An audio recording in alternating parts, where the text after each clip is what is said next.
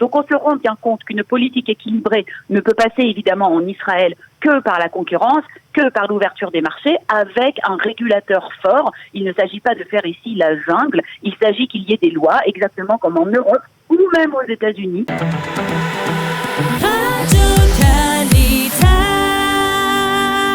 Yael Ifrar, bonjour, Boker Tov.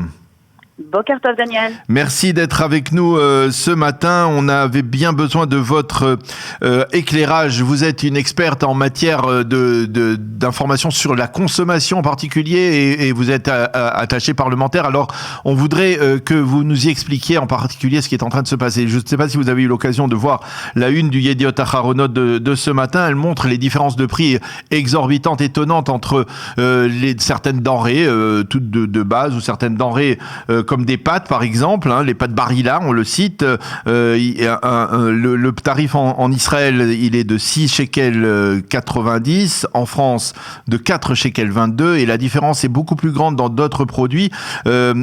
Comment on peut expliquer, qu'est-ce qui justifie, on va dire, une telle augmentation des prix, une telle différence de prix entre des produits en Israël et des produits en France et qu'est-ce qui ne justifie pas ? Je commencerai par dire, Daniel, que d'abord, rien de nouveau sous le soleil.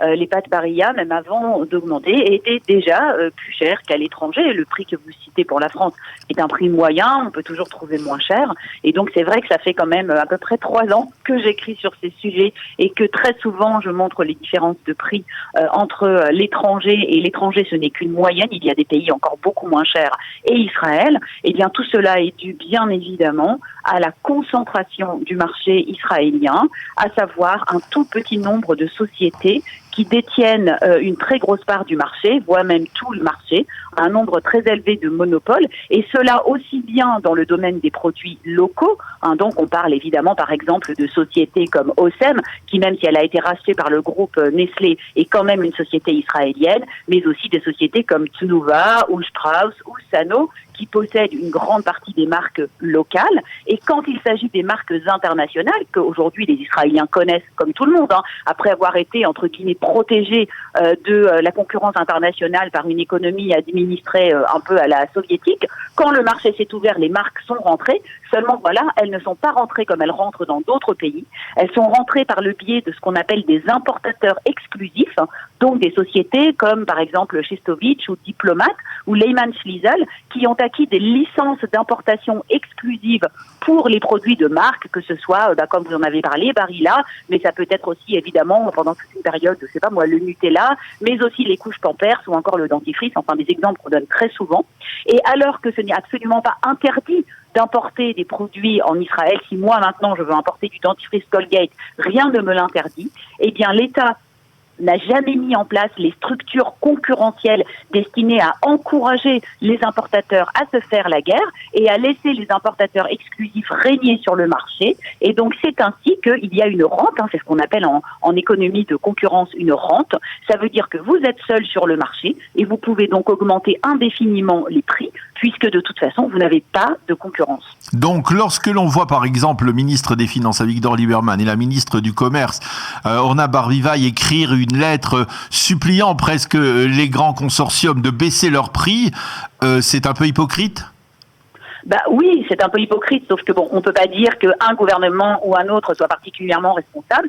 Tout le monde est responsable en Israël. Il y a une indifférence totalement scandaleuse au coût de la vie. Il y a véritablement un problème avec l'augmentation du niveau de vie qu'ont connu les Israéliens sur les 20 dernières années spectaculaire. Eh bien, les prix ont grimpé en conséquence. Sauf qu'on a oublié qu'on a quand même laissé en arrière une grande partie de la population qui a des difficultés très graves. Et oui, c'est particulièrement hypocrite de la part d'un ministre des Finances de venir maintenant attaquer les grandes entreprises en les accusant de profiter d'une situation alors qu'elles sont des entreprises commerciales et que, en gros, je dirais que c'est leur boulot de profiter de la situation. On n'attend pas d'une société qu'elle soit morale ou alors véritablement on serait dans un autre monde. Donc ça, c'est un premier problème. Évidemment, il y a en Israël la législation nécessaire pour lutter. On a en particulier un arsenal législatif anti-concurrence qui ferait pâlir la plupart des pays. Sauf que, Daniel, surprise, évidemment, les lois ne sont pas appliquées. On n'a pas déclaré de monopole en Israël depuis pratiquement 40 ans, alors qu'il y en a énormément.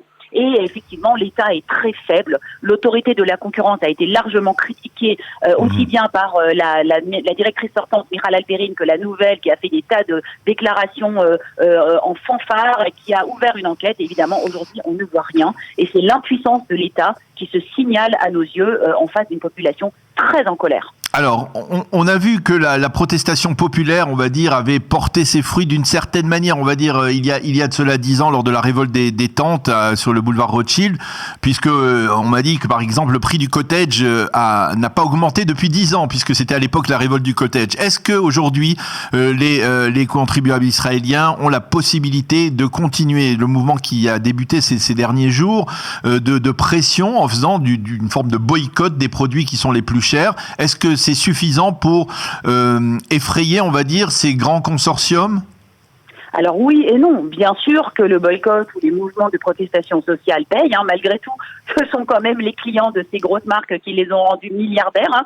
Donc je rappelle un profit de 6 milliards 6 de shekels pour les 10 plus gros importateurs et producteurs d'alimentation en Israël. Donc évidemment qu'ils ont peur, mais évidemment ce n'est pas très efficace parce que oui, c'est toujours localisé sur quelques produits. Là pour l'instant, vous savez très bien ce qui s'est passé. Les marques ont décidé de repousser de 3 mois les augmentations de prix, mais après Pessah, tout va augmenter. On compte sur le fait que d'ici là, ce sera oublié ou que les gens seront fatigués. Oui, il y a une colère, c'est certain. L'économie israélienne est un train lancé à grande vitesse qui avance et qui laisse de plus en plus de passagers derrière. Et effectivement, je vais relier simplement avec quelque chose qui va arriver d'ici 2 semaines. Il va y avoir donc le fameux paquet de deal social que Lieberman a signé avec la Histadrout et avec les employeurs. Et je vous signale qu'on va augmenter cette année le salaire minimum en Israël de 100 shekels.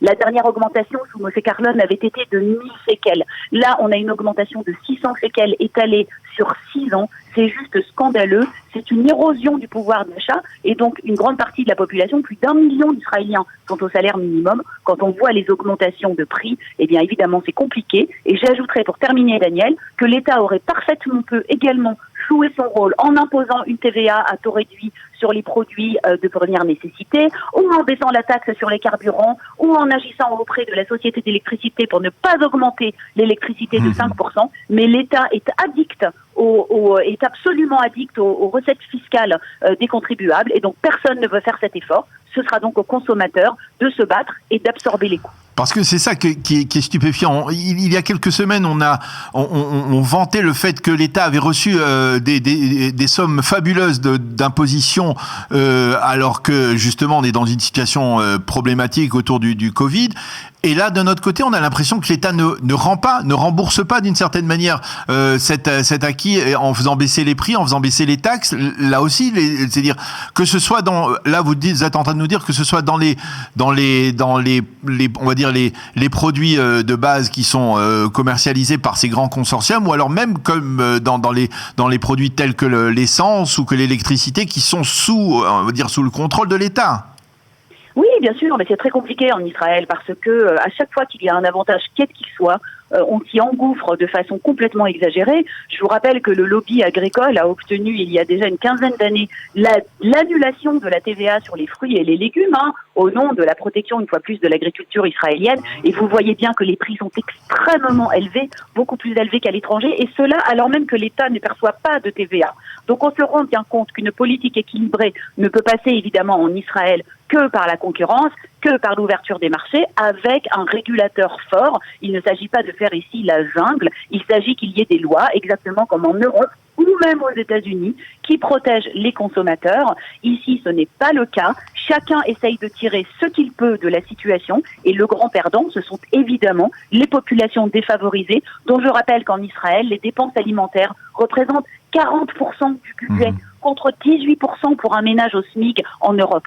Donc ça veut dire qu'ici, évidemment, l'alimentation pèse très lourd, elle coûte très cher, il n'y a pas suffisamment de concurrence, et on a beau nous chanter des louanges du public ultra-orthodoxe qui, dans ces supermarchés, fait des affaires parce qu'il n'achète pas des marques, eh bien je peux vous dire que malgré tout, ces prix-là sont très élevés par rapport à l'étranger. Donc oui, bien sûr, il faut que l'État fasse appliquer les lois et que les consommateurs continuent à protester, mais je ne vois pas d'amélioration véritable dans les 5-6 ans à venir. C'est un processus à très long terme. Et la protestation, elle doit être dirigée vers l'État ou alors vers les consortiums ? Ah non, je pense qu'il faut protester contre les grandes marques qui exploitent de la façon la plus cynique possible et font des marges absolument colossales, de 2 à 3 fois plus élevées que dans les pays concurrents pour des mêmes secteurs. On n'est pas censé faire des marges à 15% sur de la farine ou sur du sucre. C'est vraiment scandaleux. Non, il faut se diriger contre les grandes marques, mais comme je vous le dis, c'est une protestation ciblée. Il y a des dizaines de milliers de produits. Alors oui, on peut attaquer les pâtes, on peut attaquer les gâteaux, on peut attaquer l'huile, mais on peut pas tout attaquer de front. Il faut absolument que se structure une association, un mouvement de consommateurs en Israël qui soit puissant et bien organisé et faire contre-pouvoir comme cela se fait dans tous les pays développés. Eh bien, Yael Ifrah, merci beaucoup de nous avoir expliqué cette problématique très, très sérieuse qui concerne l'ensemble des citoyens israéliens avec cette cherté des prix en Israël. Je vous disais, je parlais des pâtes Barilla, mais on parlait tout à l'heure du dentifrice Colgate. Il est 3 fois plus cher en Israël qu'en Allemagne, et ça, c'est purement scandaleux. Merci, Yael, d'avoir été avec nous ce matin, de nous avoir expliqué la problématique et les moyens de lutter contre cette hausse du coût de la vie en Israël. Bonne journée. À bientôt. Merci Daniel, Shavua Tov. Shavua Tov.